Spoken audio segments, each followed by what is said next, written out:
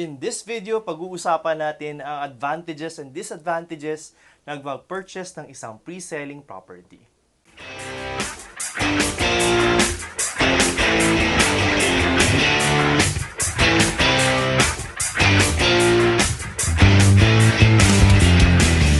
Ang pag-uusapan natin is all about pre-selling properties. Ano nga ba ang pros and cons, advantages and disadvantages ng pag-purchase ng isang pre-selling property?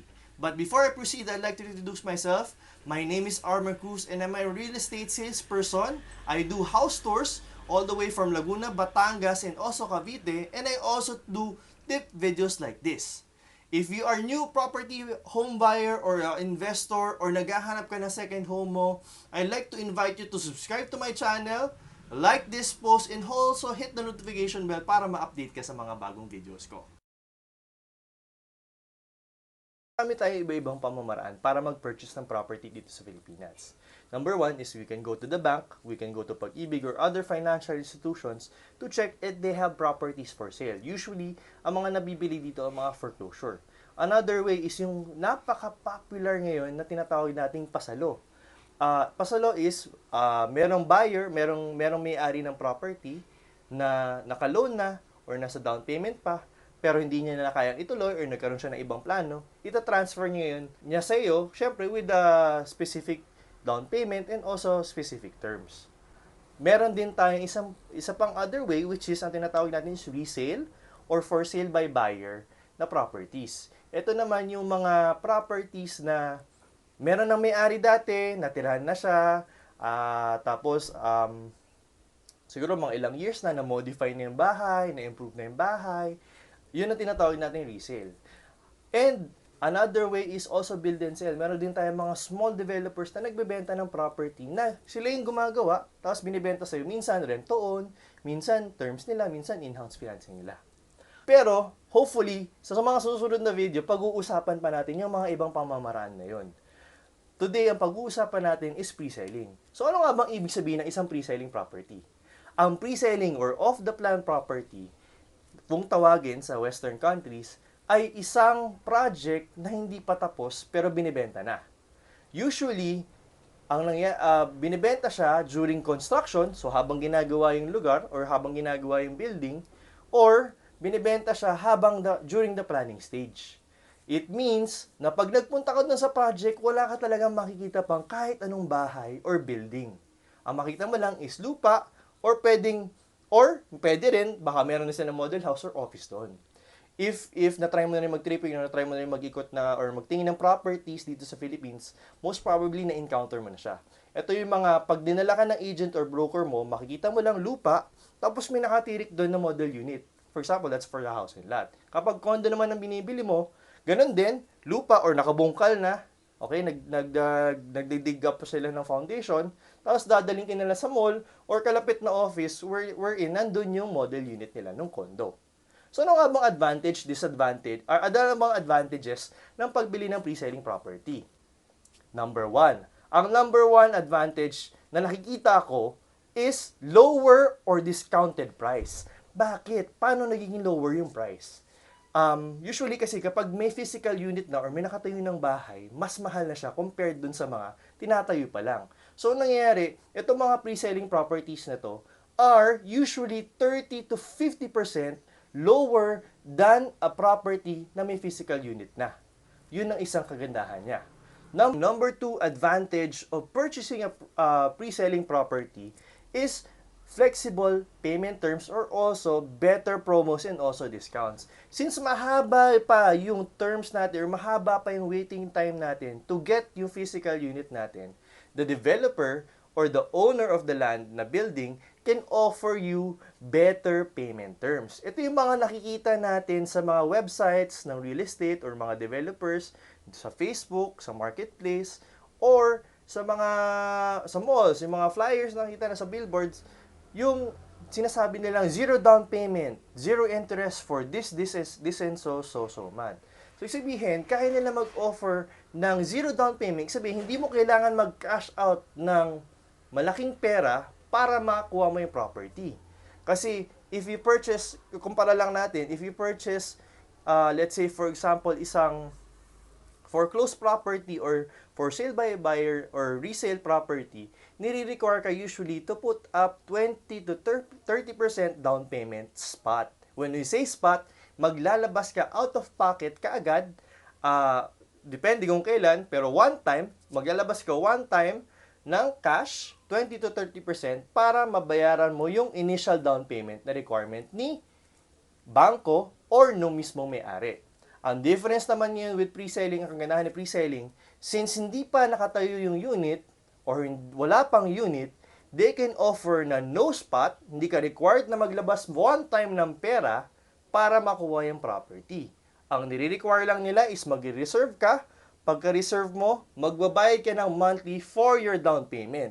Ang nakagandahan doon, kahit umabot, depende na lang, minsan ang condo kasi 36 months to pay, 48 months to pay. Ang house and lot kasi is 12 months, 24 months, bihira lang yung 36 months. They can offer you to pay, let's say, 200,000 and you pay it 12 months, 24 months. Ang good news doon, zero interest. Okay? So, ibig sabihin, para ka pa rin nagbayad ng one-time cash or ng spot doon sa property, pero hindi agad naglabas ng pera. Number 3 advantage of picking or buying a pre-selling property is you get to pick the best location first.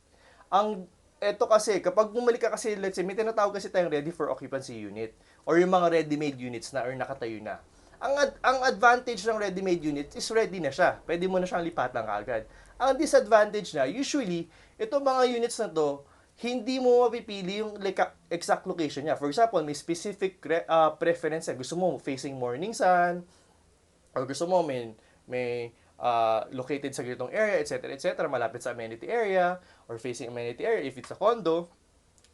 Bihira ka makakita ng RFO or ready for occupancy property that will fit yung location requirement mo. The advantage of a pre-selling property is since wala pa nakatayo and marami pang available inventory, makakapili ka ngayon ng location that suits your needs. Another advantage of buying a pre-selling property is you get a higher rate of return sa rentals mo. If you are investor wanting to purchase a property and if may choice ka naman to buy a pre-selling, willing ka naman to wait over buying an RFO, definitely you'll get a higher rate of return. Bakit? Kasi, for example, if you get a condo in Makati and it's payable 48 months, which is approximately 4 years. Sa 4 years na yun, ang kagandahan doon, like what I said doon sa first part natin or first advantage natin, it's being sold 30 to 50%. Ibig sabihin, pagdating ng turnover, yung property mo has appreciated at least almost double. And it means na kapag ikaw, investor, nag-purchase ka na naka-turnover na unit, yung property mo is more expensive than compared dun sa taong bumili ng pre-selling. So, pag nagpa-rent ka, mas malaki yung magiging rate of return mo kasi nga, mas mababa mo nabili yung unit mo. Number 5. Ito ang pinaka-favorite ko. As an investor or primary user, ang pinaka-advantage mo buying a pre-selling property is mataas ang capital gains niya. Like what I said, this is 30 to 50% less compared to dun sa actual unit. Ibig sabihin, pagka-turnover niyan sa'yo, kita ka na kaagad ng almost 30%. That's the safest. Kasi sa Philippines kaya tayo may boom ngayon kasi marami na ngayon marami na na-turnover na condos or mga properties. And itong mga buyers na to from 3 years, 5 years back, nakita nila yung difference ng laki ng presyo. For example lang, in Santa Rosa, when New Valley was starting way back, I don't forgot what time, it started with 7,000 per square. If you were able to buy New Valley at 7,000 per square and you fast forward today the price is right now, kahit may quarantine, syempre hindi na ang kaganda sa real estate, hindi bumababa yung price. Price right now is playing around 24,000 to all the way to 30,000. Syempre depende yun sa binili mong property. Pero like any other opportunity, there's always the other side of the coin. Ibig sabihin, meron tayong disadvantages of purchasing a pre-selling property. Lagi naman yan, lahat ng investment eh. So, number one disadvantage is baka hindi ma-turn over ang unit sa'yo or baka ma-delay yung turnover. Yes po, nangyari na po yan before, way back in the Philippines. Meron na po akong mga narinig from my buyers na bumili sila tapos hindi natuloy or hindi natapos tapos hindi na nila-refund yung pera nila.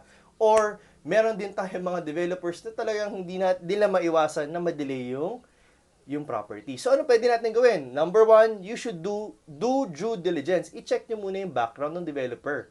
I-check nyo yung mga properties na mga nabenta nila. Or ipagtanong-tanong nyo sa mga kilala nyo. Or you do research sa internet. Sobrang dali nila maghanap ngayon sa internet na mga information about developers. So, you have to check. And, about the turnover, you can always ask yung mga friends mo na nakabili ng property dun sa developer na yun. Were they able to deliver it on time? Number 2 disadvantage of purchasing a pre-selling property is baka yung mga fit-outs o yung mga pinramis na mga turnover, like for example, yung tiles, yung pintura, yung pinto, yung bintana, does not meet the expectation na sinet nila sa'yo. Yes, totoo po yan, nangyayari po yan, and marami po tayong, well, may mga ilang developers tayo na hindi talaga sila magaling sa finishing or hindi sila magaling sa turnover. So you have to be wary. Again, do due diligence. Research, ask your friends, go to the internet so that you can know kung sino talaga yung mga okay na developer or saan ka pwedeng bumili na developer na sure na safe yung pera mo. Syempre, this is a property, hindi siya basta-basta, medyo may kamahalan. Well, mahal talaga siya. So you have to do your due diligence. Number 3. Ang number 3 disadvantage natin is you cannot move in immediately. So if ikaw nagmamadali ka or hindi na kailangan mo na yung unit kaagad, hindi mo siya magagamit kaagad. Okay? You will settle for hahanap ka ng RFO or pupunta ka, hanap ka ng foreclosure, hahanap ka ng for sale by buyer. So hindi ka pwedeng bumili ng pre-selling kasi hindi mo kontrolado kung kailan ka makaka-move in. And kung nagmamadali ka, huwag kang bumili ng pre-selling. Lastly, number 4 is baka by that time na ma-turnover or pa-turnover na yung unit mo, since mahaba nga yung waiting time natin, hindi natin alam kung ano yung financial situation mo by the time na mata-turnover na yung property. Pwedeng lilipad ka na pala abroad. Nangyayari yun sa ibang buyers ko. Pwede din na lilipat ka ng trabaho, hindi dito sa area na binagbilan mo ng property, sobrang layo. Or pwede din na mawalan ka ng trabaho. Nangyayari yun. So, if you're gonna buy a pre-selling property, make sure you are ready. Okay? Especially, or you are aware of your timelines. Kasi mamaya, nagplano ka, nalilipat ka pala or aalis ka sa trabaho, yung pala pa-turnover ka na. Kailangan mo ng financial documents para maka-loan ka, para makuha mo yung property na yun. So, ayun po. Thank you very much for watching. And I'd like to say na at the end of the day, purchasing a property is one of the biggest, for most of us, or for most Filipinos, is one of the biggest decisions that we're gonna make. Kasi it's gonna cost us millions, and sometimes, we're gonna pay it like for a very, very long time. So, what I advise you to do is to do your research, do due diligence, para masigurado mo na that you're buying the right property. Before I let you go, please don't forget to subscribe to our channel, like this post, and also hit the notification bell. And I hope to see you soon sa next video ko. Bye guys!